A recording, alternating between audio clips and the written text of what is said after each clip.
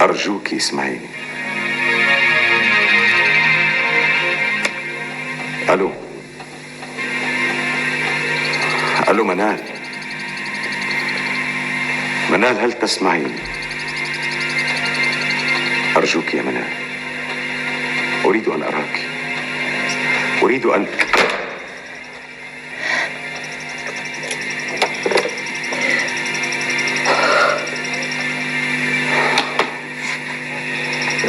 من يا سيدة منال؟ هل هو؟ أرجوك يا حكمت، دعني لوحدي. حاضر حاضر.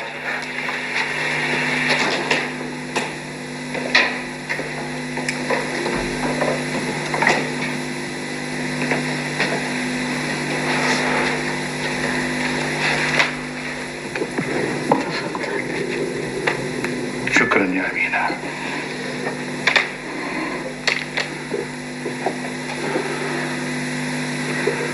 كيف ترين منال يا أمينة في هذه الأيام؟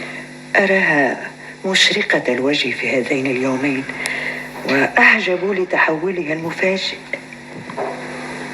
حقق الله آمالك يا ابنتي، وأبعد من طريقك كل شدة. لولا خوفي من تذكيرها به لسألتها عنه.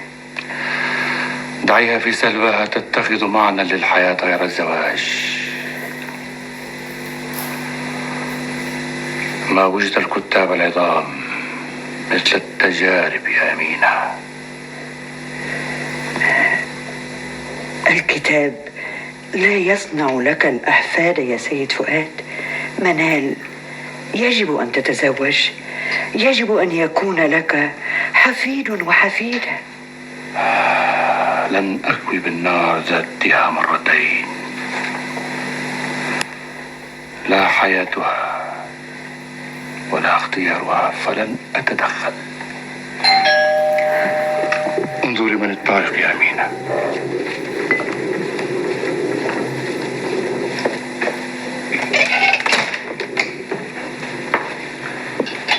صباح الخير يا أمينة. صباح الخير. من الطارق يا أنت؟ نعم يا عمي. احتراماتي سيدي. زيارتك مفاجأة لي. أخشى أن أفسرها بأن الجرأة أم بالوقاحة تقصد؟ أنت قلتها؟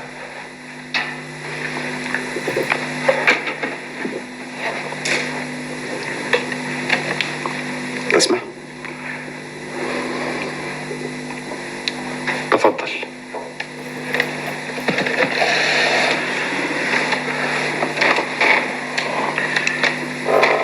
الواقع لم آتي لأعتذر عما بدر مني بقدر ما جئت شاكرا بادرة منك. لو تحصل الموضوع ببادرتك أنت لأنها الأكثر حداثة وإلامة. أرجوك، جئتك وفي رأسي أمران، إما أن تسمعني وإما أن تطردني. أتنسى أنك في داري؟ إذا تسمعني.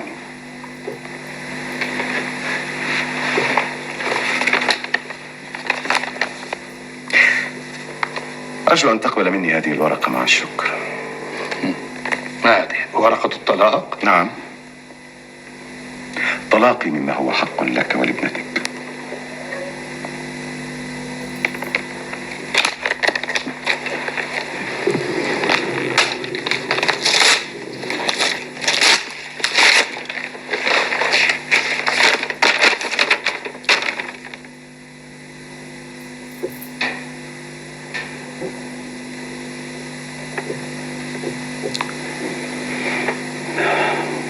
ماذا؟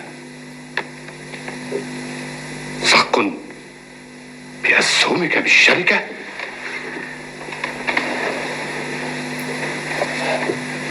أنا ما تعودت أن أستغل الناس يا سيدي، خاصة الناس الطيبين، ولا أن أمتلك ما هو حق لغيري، وهذا حق وحيدتك ولا أحد سواها. هذه شهامة منك كنت أنتظرها. ثانيا، جئت أطلب منك منال زوجتي. تحزأ بنا وبقلوبنا يا رجل. أحبها، أقولها هكذا بكل بساطة. إن وافقت هات يدك، وإلا ماذا؟ أيضا هات يدك، لأنك في كل حال تبقى والد حبيبتي. قلت حبيبتك؟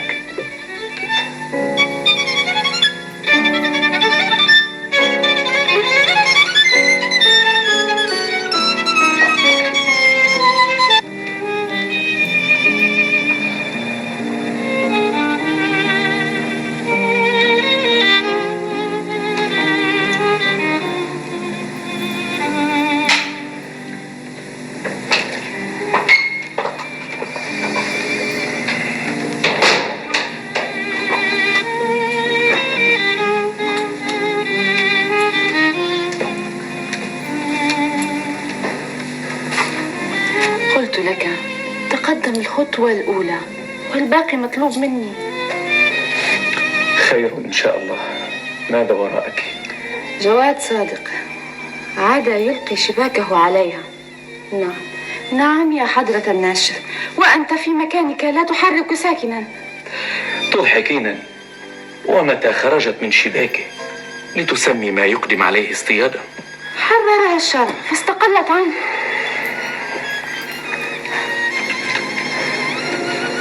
ولكن قلبها بقي أسيره وحده. لذلك جئتك. كن لها هذا الوعد بحياة تنسيها الماضي. فادي، أنت وحدك تستطيع أن تنسيها هذا الظالم. يا مها، يا أختي، لن أسمع كلمة. منع لك وأنت تحبها، لما لا تبوح لها بهذا الحب؟ ألا ترى كيف أن الأيام تدور وتدفعها باتجاهك؟ لا تحاول التأثير بقراراتي عن طريق الأيام. ليس للأيام علاقة بظروفنا. فادي، افهمني. بدأتما شريكين، لما لا تنتهيان زوجين؟ شجعتها على الشهرة، لما لا تشجعها على الاستقرار؟ لا تمزجي بين الزواج والتجارة يا مها. أنا لا أمزج، إنها الحقيقة والواقع. لو كان هذا هو الواقع لتزوج معظم الناس في دوائر وزارة الاقتصاد.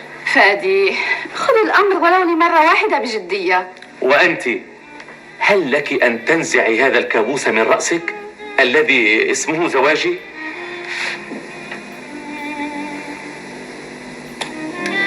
آسفة لرأيك. مد يدي لأفتح النافذة، وفي الخارج ضجة لا تهمني.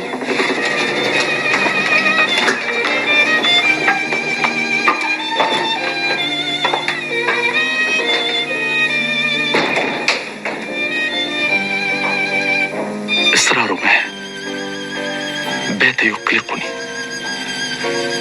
كأنها تخفي شيئا في صدرها. وإلا ما معنى اندفاعها لتباعد بينهما وهي أدرى الناس بحب منال له؟ تراها في محاولاتها للجمع بيني وبين منال ترمي إلى الجمع بينها وبين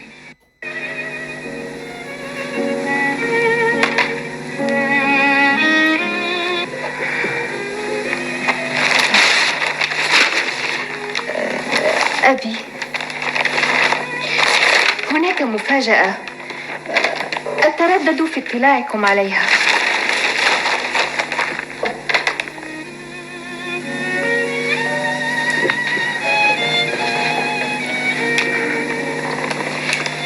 أبي، هناك مفاجأة قلت تسمعها؟ طبعا يا ابنتي، ولما؟ نعم، تكلمي.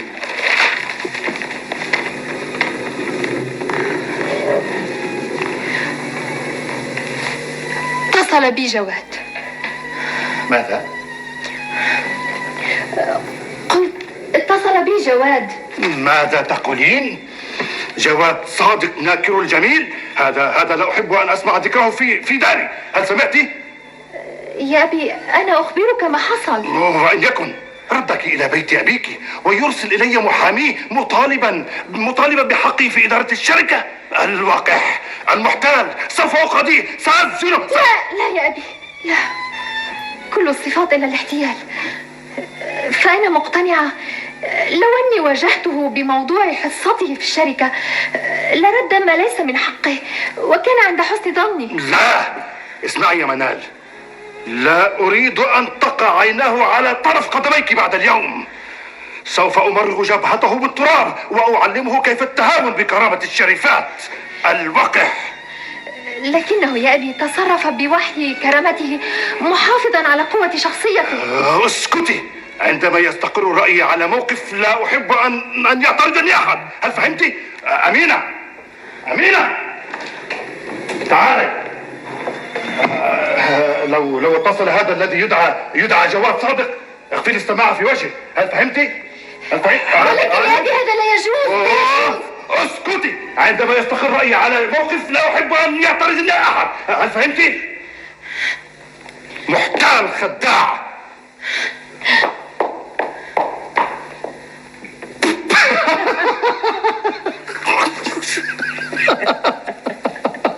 مسكين.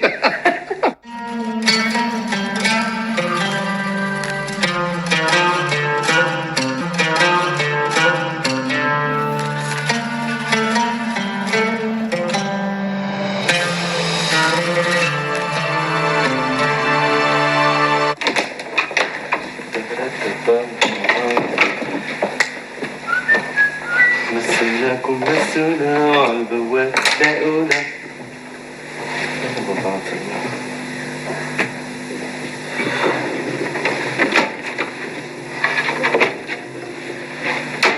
أين وضعته يا حكمت؟ أين؟ في جرار الأول غير موجود، الثاني غير موجود، الثالث غير موجود. أين يمكن أن يكون؟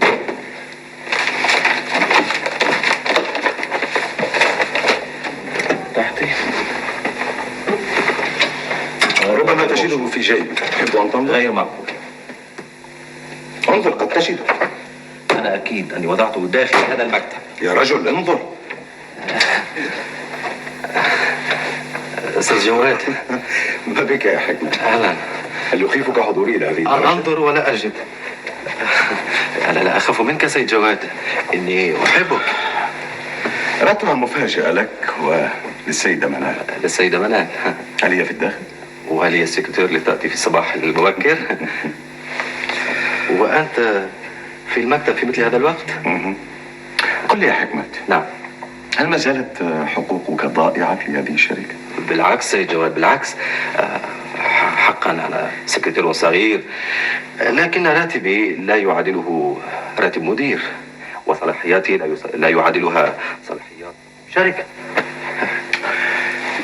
ما رأيك إن جعلتك أنت حقا المدير؟ سأوضح لك. حكمة، أنت المؤتمن على أسرار هذه الشركة، ولكل مدير جاءك أسرار تحتفظ بها في هذا القلب الطيب. طبعا. والشركة أسرارها في قلب مديرها. أنا؟ لا، أقصد في قلب السيدة منال. هذا صحيح. هنا الموضوع. أريدك أن تنقل هذه الأسرار من قلب المديرة إلى قلب المدير. لم أفهم. سأوضح لك.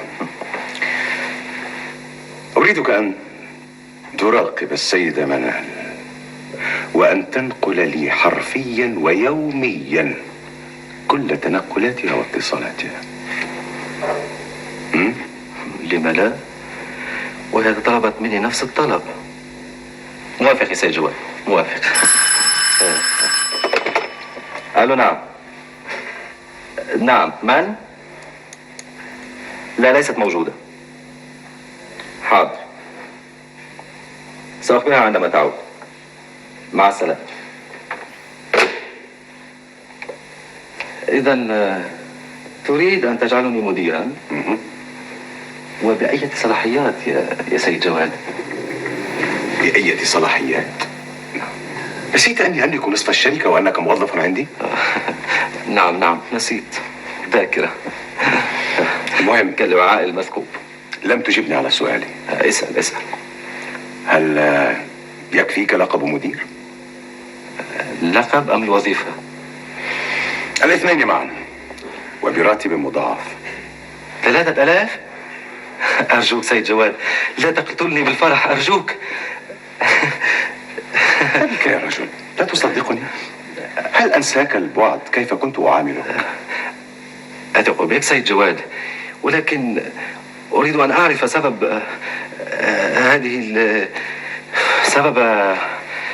هذه النعمة وتوقيتها. أعلم. الغيث الأول. السيد فادي دار النشر يريد السيدة. أيضا ماذا يريد منها؟ يحبها يا سيد جواد. قلت لك تنقل الأخبار إلي بصدق ودون تشويه. حاضر. بقي أنت أيها الناشر المتخفي. ماذا تقول سيد جواد؟ لا شيء، افعل ما أمرتك به. إلى اللقاء. إلى اللقاء.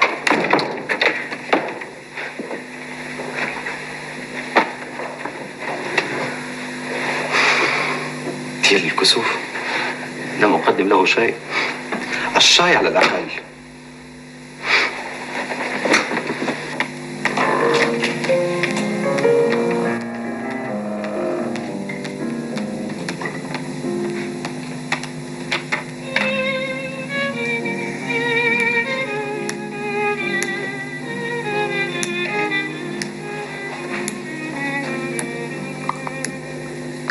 صباح الخير يا ابنتي. قلت صباح الخير يا ابنتي. حتى أنت يا أمينة كان سكوتك رهيبا، ولم تقفي إلى جانبي بكلمة.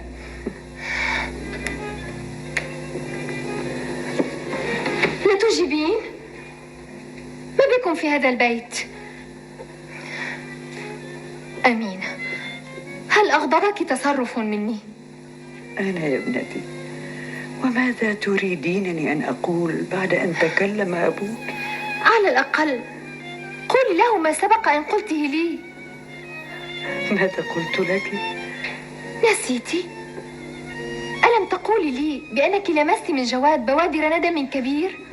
أنا قلت لك ذلك؟ أمينة، قولي الحقيقة. أخائفة من أبي أنت؟ أخاف من انكسار قلبك يا ابنتي.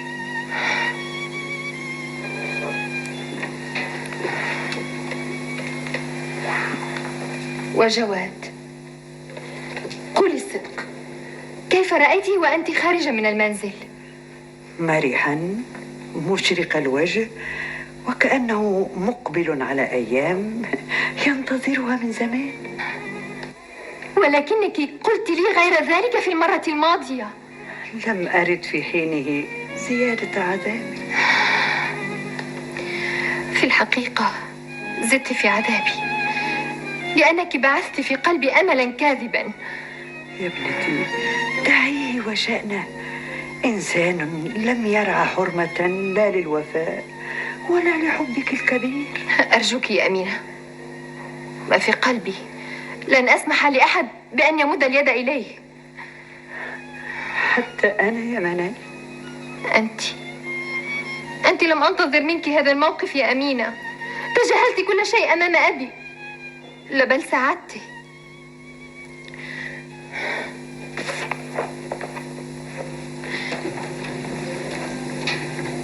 إذا أردت أي شيء اتصلي بي هناك، أنا في المكتب.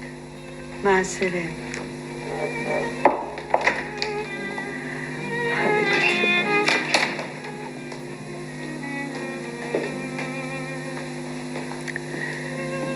أحسنت يا أمينة، أحسنت. ولكنها يا سيد فؤاد تتعذب عذابا آخر. عذاب الحب من غير أمل لن أسمح به أبدا. أما عذابها هي فهو إنقاذ لحبها ولزواجها. ربما أنا مخطئة.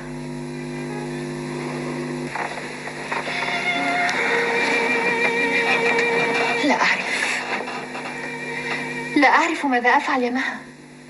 لا يجب أن تخونك الشجاعة، واجهيه بقوة. هزتني المفاجأة فلم أستطع الاحتمال. ولا كلمة؟ حتى ولا ماذا تريد بعد الذي فعلته؟ صوته حرك مشاعري وبعث في الأمل من جديد. منال، مجنونة أنت. لن أكابر يا مها، لن أتصنع في عواطفي، خصوصا بعد الذي سمعته من أمينة. تصدقين أقوالا يمليها عليه الضعف. تطهرت نفسه من تعاليها المزيف. مناورة جديدة. لا تنسي أنه غدا شريكك في الشركة، ومحاولته للاتصال بك تمهيد لعلاقة طبيعية بين الشريك والشريك. لا، غير معقول. ولكن ربما كدت أنسى هذا الموضوع. وسوف تثبت لك الأيام صدق ظنوني. وكيف دار الأمر؟ لقد أخطأ والدك بإشراكه بملكية الشركة، وكان من واجبه هو الآخر أن يرد له نصيبه من الشركة قبل أن يردك أنت إليه.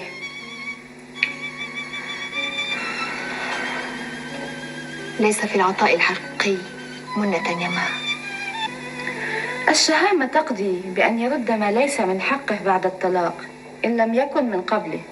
قد يفعل يا مها لو واجهته أنا بالأمر، ولكني لا أريد. إذن انتظري أن يلازمك ملازمة الظل حتى يرضخ أحدكما للآخر. فليكن. عندها سوف يكون انتصاري عظيما.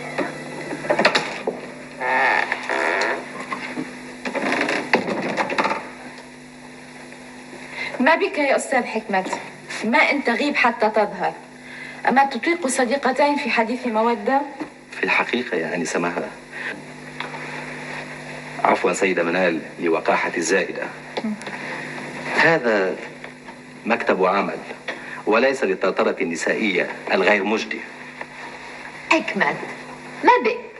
أقطع معك أميالا فتعود أدراجك إلى حيث كنت، وقد لا تستطيع السير فيما بعد.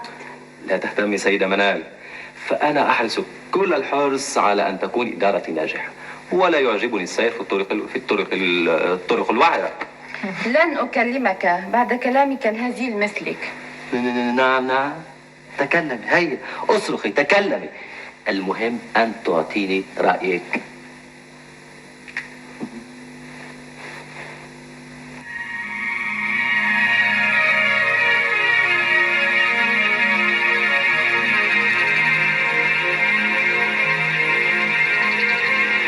أقفلت الخط في وجهي، رفضت مقابلتي، تدافع عني في غيابي ثم تتمنى عن مقابلتي.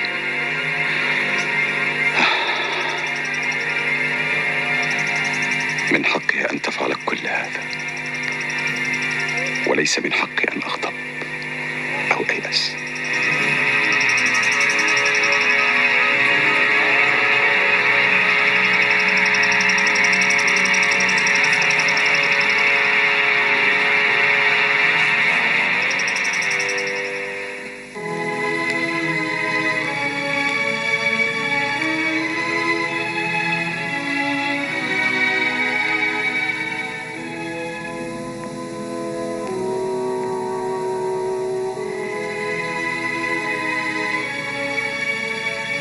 عاش حلما هو سهيل سالم، وأنا التي كتبت هذا الحلم لنتساوى. ما قيمة الأحلام إن لم تقودنا إلى بداية الواقع، إلى حقيقة الواقع؟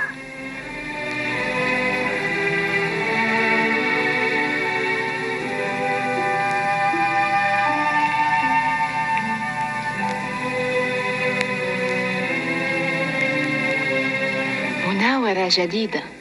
لا تنسي أنه غدا شريكك في الشركة، ومحاولته للاتصال بك تمهيد منه لعلاقة طبيعية بين الشريك والشريك.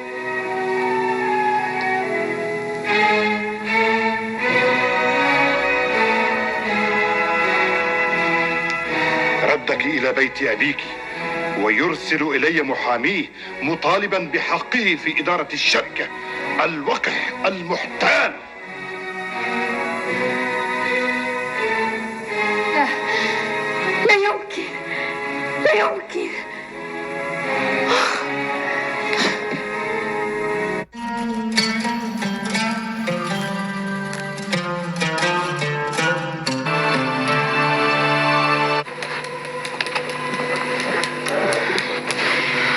يأتي في وقت لا أكون فيه، كأنه يهرب مني ويتحاشى مقابلتي. لماذا؟ لماذا؟ ألا يمكن لهذه الصداقة التي أرادها للزواج أن تدوم بعده؟ بالطبع، الذرة الباقية عنده من شهامة الرجولة تمنعه. كم أنا بحاجة.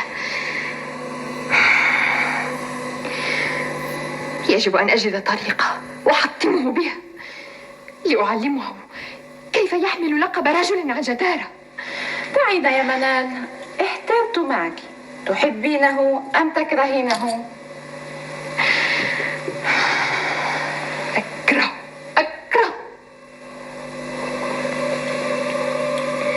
بقي عليك يا فادي تحسن التصرف. تفضل.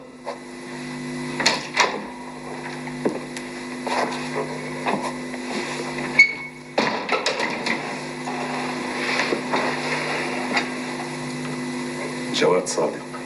جواد صادق، زوج منال وحبيب سهيل. أهلا وسهلا، فرصة سعيدة. تفضل.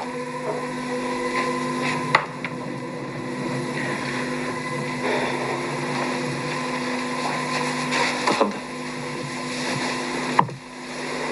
خطوة عزيزة، في الحقيقة فاجأتني. ما كان الأمر ليكون مفاجأة لو لم تجعلني أبحث عن ذاتي فيك. الواقع الذي تعيشه مع زوجتك كان السبب.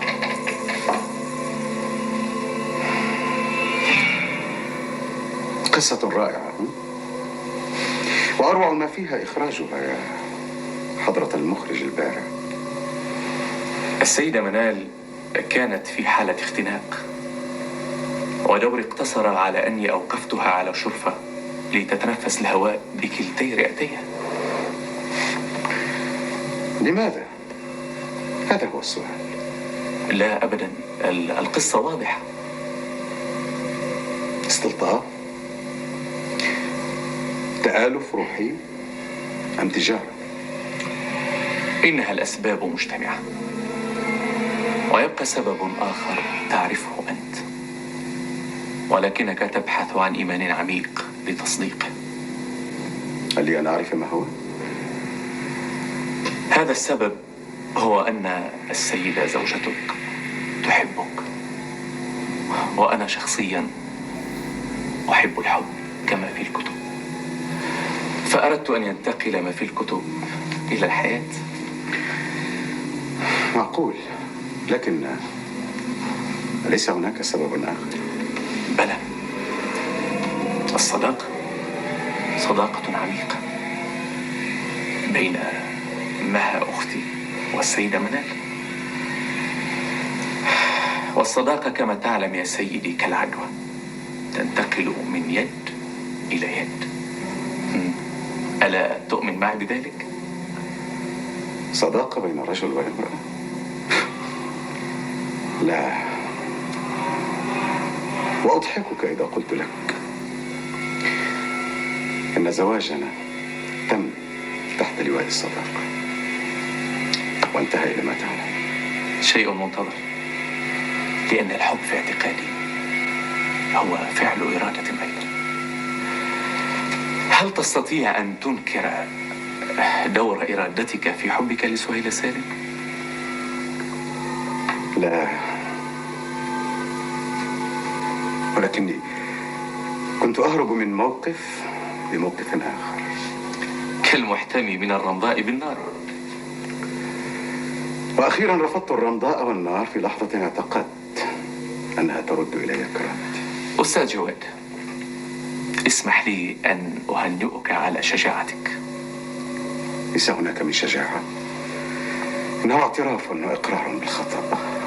أول الشجاعة الاعتراف بالأخطاء، وتأكد أن منال أحبت فيك هذه الشجاعة. قد لا يهمني حبها في الوقت الحاضر بقدر ما يهمني احترامها. إنهما واحد عند المرأة التي تحب يا سيد. حقا إنهما واحد عند المرأة التي تحب، ولكن منال غير النساء. لقد أحبت بكل عاطفتها، بكل ما تملك المرأة من قدرة على الحب، وأظنها لن تتهاون أبدا ولن تغفر. من يحب لا يكره، ومنال تحبك.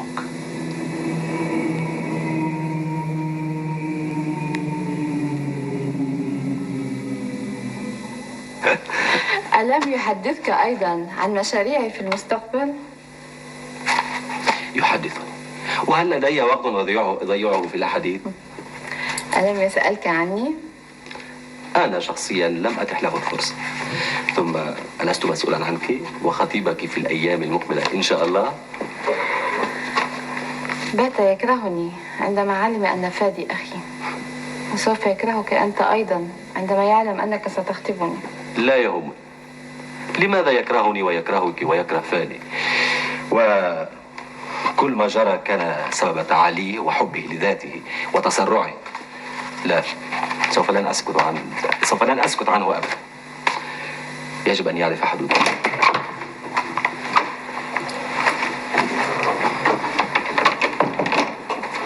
من هو هذا الذي لا يعرف حدوده؟ أنت سيد جواد، أنت. ألن تتعلم أنت حدود الرصانة والمزاح؟ في الحقيقة ألا نستحق حتى التحية؟ كيف حالك يا منال؟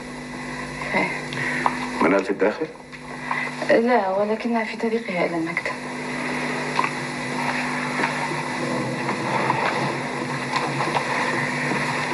كتب علي أن أصفي حساباتي كلها في هذا اليوم. اجلسي يا منال.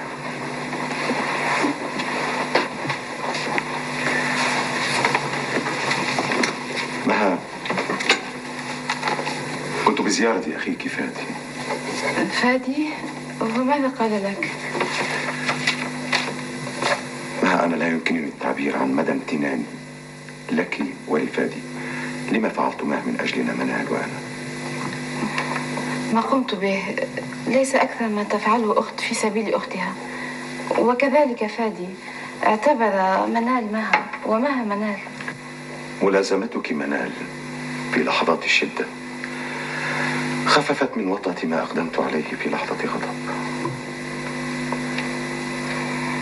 وهل زال هذا الانفعال نهائيا أم ما زلت في مرحلة بحث الضمير؟ لقد تخطيت المرحلتين. قد بدأ ذلك مذ كانت منال في بيتي تحمل اسمي، صدقي. ولكن لماذا هذه الدورة الكبيرة العريضة لكي يظهر هذا الحب؟ بحكمة أقوى الحب وذاك الذي يستغرق من الإنسان نصف أحزان عمره. أسمعت؟ لا، أنا أرفض هذا التعليل، لأن معناه أنك تتركين النصف الآخر لأحزانك معي في الأيام المقبلة. معك لا يضيع شيء يا حكمت، لذلك لا أستغرب إذا اختارتك ما لتكون نصفها الآخر.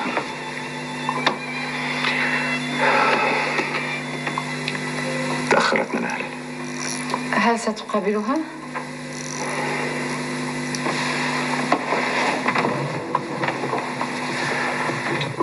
كم أنا بشوق لرؤيتها. يجب أن أقابلها يا منال. لا بد أن أراها بأي طريقة. نعم. أهلا سيدة منال. لا يوجد غير مها. حاضر. ألو. نعم منال. لا صدقيني. حاضر مع السلامة. كيف عرفت بوجودي؟ لم تؤكد ذلك، لكن أسئلتها تدل على إحساسها بوجودك على الأقل. إذا لن تأتي. طلبت مني أن أوافيها. إلى أين؟ إلى المنزل. لا تذهب سيد جواد، ربما رفضت أن تقابلك. ليتك تؤجل هذه المقابلة إلى الغد. اسمع الكلام. أريد أن أعرف ماذا جاء يفعل هنا. جاء يستشير بموضوع المشروع يريد تنفيذه. ما شاء الله. وهل أصبحت مستشارة أو مدير أعمالي ليستشيرك؟ ما هو موضوع الاستشارة؟ بناء عمارة أم تأسيس شركة؟ شركة يا سيدة منال. من أي نوع وأين؟ هنا في هذه البلاد. وبخصوص سفري، ألم يستشرك أيضا؟ بلى، أقصد ولماذا يذكر السفر؟ من باب الاستشارة مثلا. لأني لا أريد أن يسافر بدونك سيدة منال.